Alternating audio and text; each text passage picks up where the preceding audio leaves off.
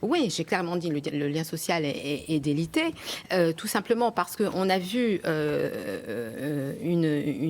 des crédits qui ont été majoritairement mis sur le centre-ville, sur la ville-centre, des quartiers qui ont été délaissés.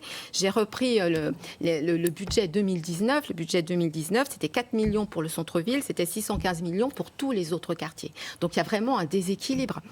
Autre élément, il faut répondre aux problématiques des Chalonnaises et des Chalonnais. Nous avons parlé du taux de chômage, qui reste quand même important. Il y a quand même beaucoup de personnes qui sont éloignées de l'emploi. On a construit des immeubles à Châlons qui sont des immeubles très chers. Un T2 dans le quartier de la Sucrerie, c'est 150 000 euros. C'est beaucoup trop cher pour la population chalonnaise. En même temps, on a arrêté le programme de rénovation urbaine, donc qui venait en aide aux plus précaires d'entre nous. Donc, est-ce qu'il y a de villes? Oui, on voit très clairement, effectivement, que de villes se dessinent à Chalon-sur-Saône et qu'on ne répond pas à la problématique de la totalité des habitants de cette ville. Isabelle Deschaux. Alors moi, j'ai très envie de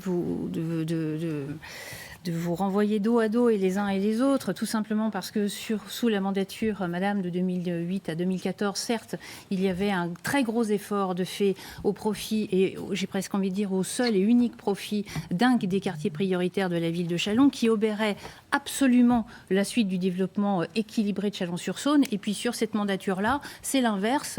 L'accent a été mis sur l'hypercentre, en gros, sur les quais de Saône et à terme sur l'île Saint-Laurent. Et je crois que le vrai défi de la mandature à venir, ça va être de rééquilibrer l'intégralité des investissements sur cette ville, parce qu'il y a énormément de demandes dans tous les quartiers. Et quand on parle de quartiers, c'est pas simplement les 3 quartiers prioritaires de la ville de Chalon-sur-Saône, mais ce sont tous les quartiers de la ville, y compris ceux de du centre-ville. Quand on parle de sécurité, etc., je voudrais quand même qu'on y pense.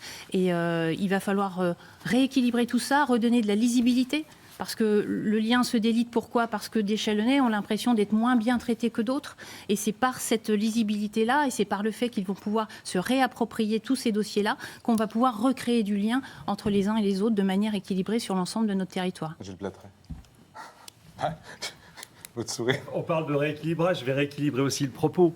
Bien sûr que des investissements ont été consentis sur le centre-ville. Le centre-ville, c'est le seul quartier qui soit commun à tous les Chalonnais.